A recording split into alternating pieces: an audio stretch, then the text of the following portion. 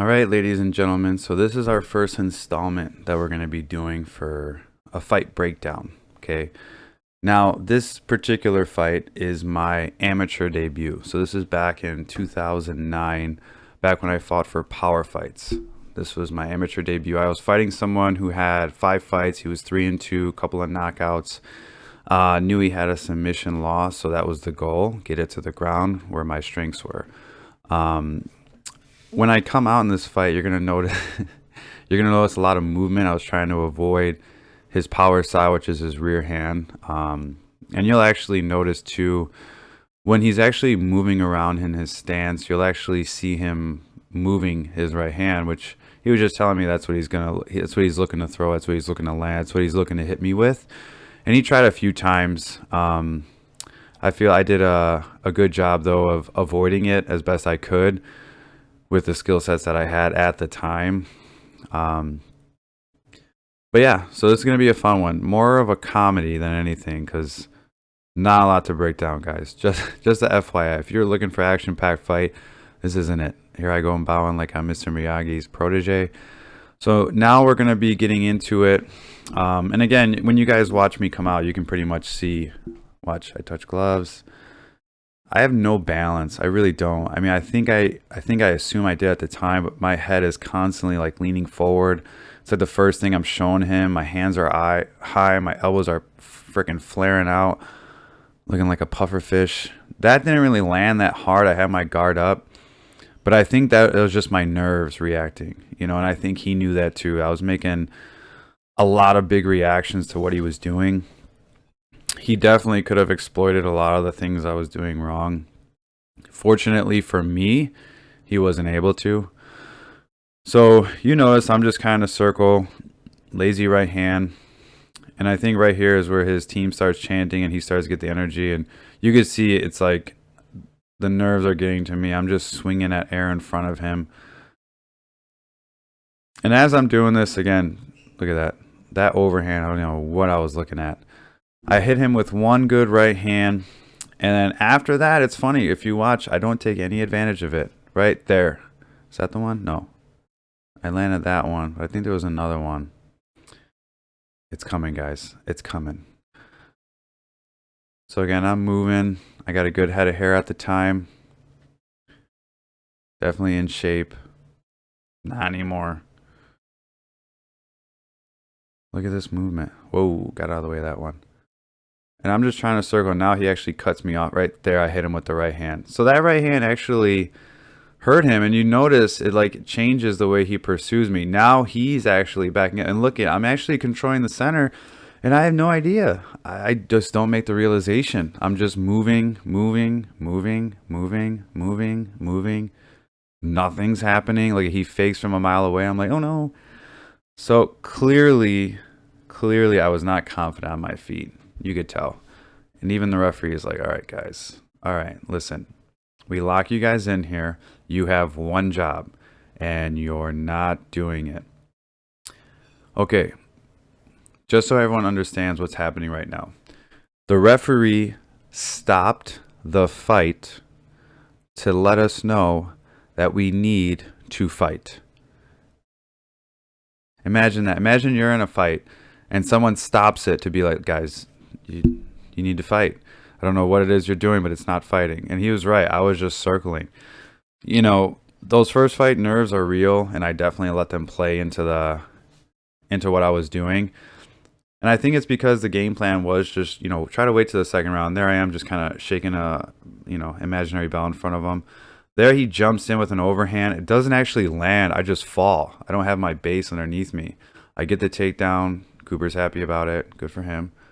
And now when I get into side control, there's no control with my right elbow. Right now, he has an underhook. I'm not actually putting weight down. But me on top, like, I like to be here at the time. This is where I like to be. So in my head, I transition that right hand and I underhook the leg. That way I can start to flatten him out, because that was my goal. And then boom, round ends. And again, it's not like either of us were tired, because we didn't really do anything that round. So this is a perfect example of, being not being well-rounded. It was definitely striker versus grappler. And back then, you can kind of get away with that. Nowadays, you can't. And back then, I was able to get away with it. Thankfully, I had someone who didn't really have good wrestling, good jujitsu, or the understanding of how to defend. So I was able to kind of get myself into a better position the second round. Now, second round comes. He's so surprised that he's bleeding from his nose that I hit him. He's like, I cannot believe Casper the Ghost just hit me with a right hand. Yeah, he can't even believe it. I was like, yeah, sure, I'm gonna circle again until I'm gonna shoot. So again, I'm just looking to time the right opportunity to shoot, because that's the goal of this round. Get the takedown, get on top. And I'm just kind of poking. I'm just trying to poke with fakes and feints, get him to overreact. Luckily for me, as I go to circle, he throws a kick, and right away I'm in. Now right here, boom, he sweeps, bam, gets on top. And now watch this.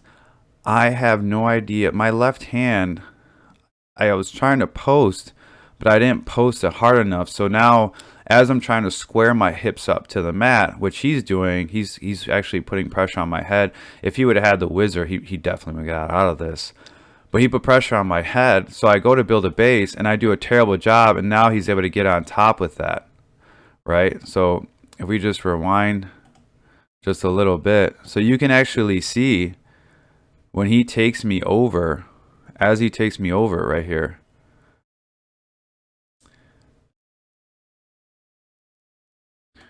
Oh, this is like super slow motion. Look at that. Look at my left arm.